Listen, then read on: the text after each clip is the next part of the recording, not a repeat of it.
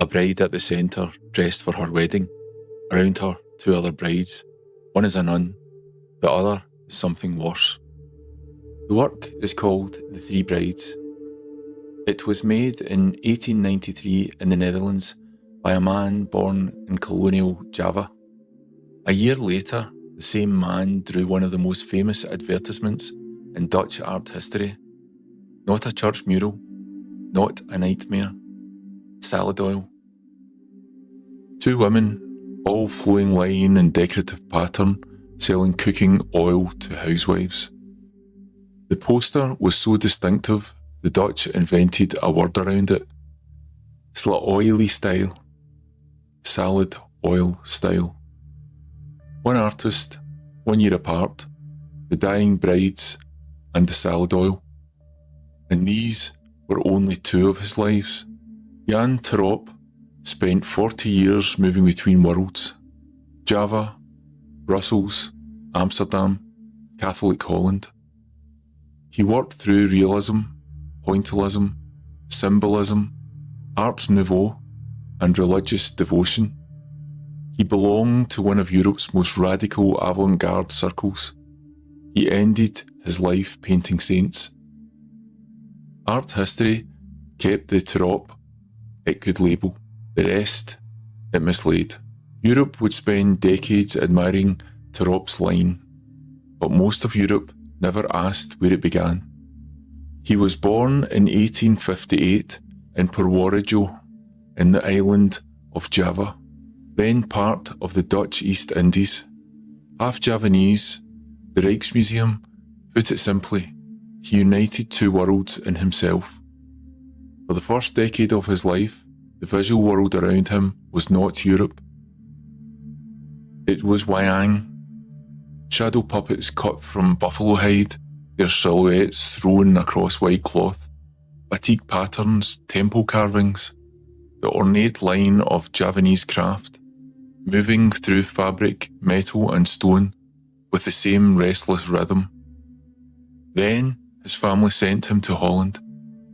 He grew up in a country of flat fields and grey light, trained as an artist in Amsterdam and Brussels, and over the next 40 years became one of the great names of Dutch modernism. But the line he drew was never simply Dutch. Look at the three brides again. Look at the rope hair, the flat, decorative arrangement of figures, the way every surface ripples with pattern. However European he became, the Rijksmuseum says his Javanese descent kept informing his art. The Dutch art establishment embraced him. They put him in their museums. They hung him next to their symbolists, their pointillists, their Art Nouveau designers.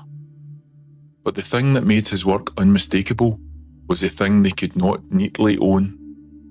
It belonged to a child on the other side of the world, watching shadow puppets move across cloth, and it stayed with him until he died.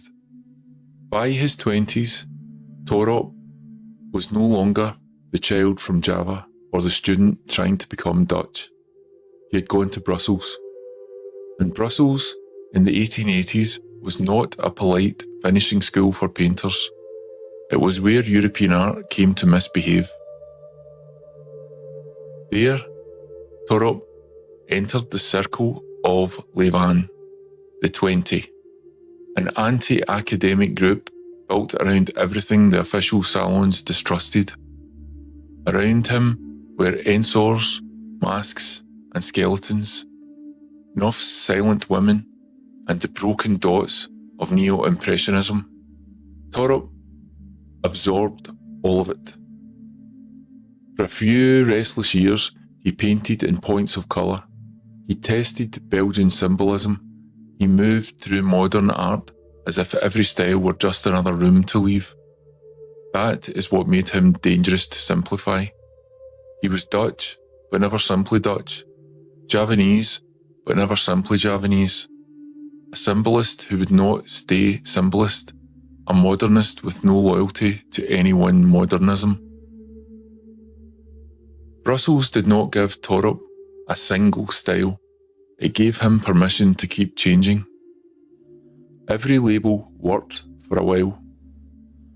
Then it failed. This was the work that made him famous. In the early 1890s, back in the Netherlands, Torop entered his symbolist years, and the images he made in this period are like nothing else in European art. The Three Brides, Fatalism, Song of the Times, the Sphinx.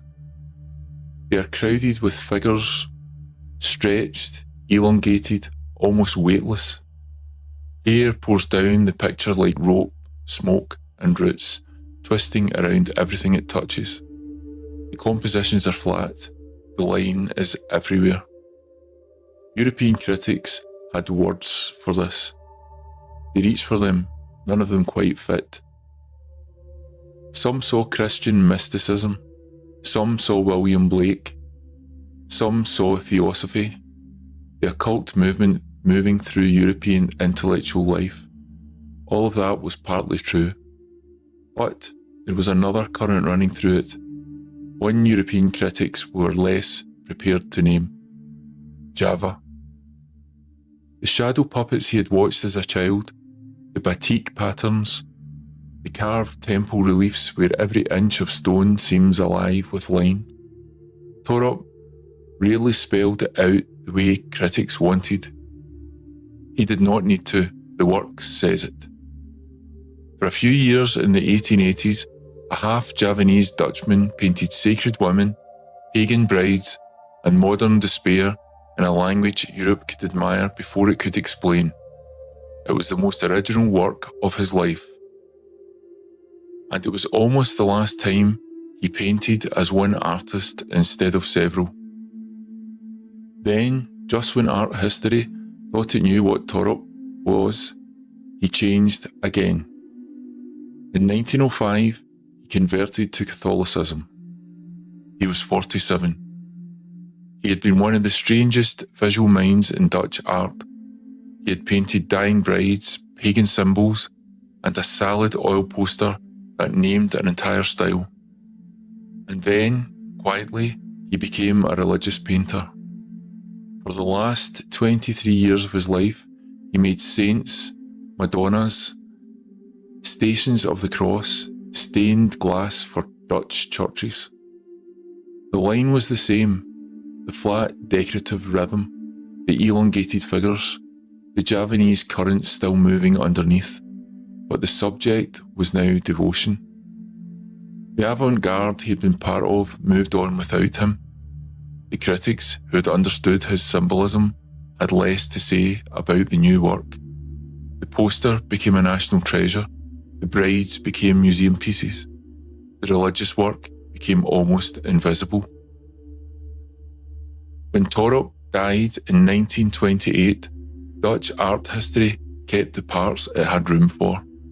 The radical young symbolist, the pointillist experimenter, the rest got mislaid.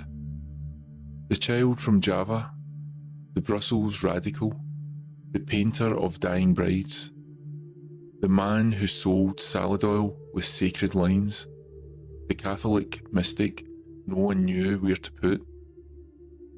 They kept the Torop. They could label. The rest they forgot. A few years after Torop died, in a hotel room in Sweden, a woman called Helene Scherfbeck was drawing her own face for the last time. She'd been doing it for 70 years. The world had looked away for most of them. Click the card above to see her story.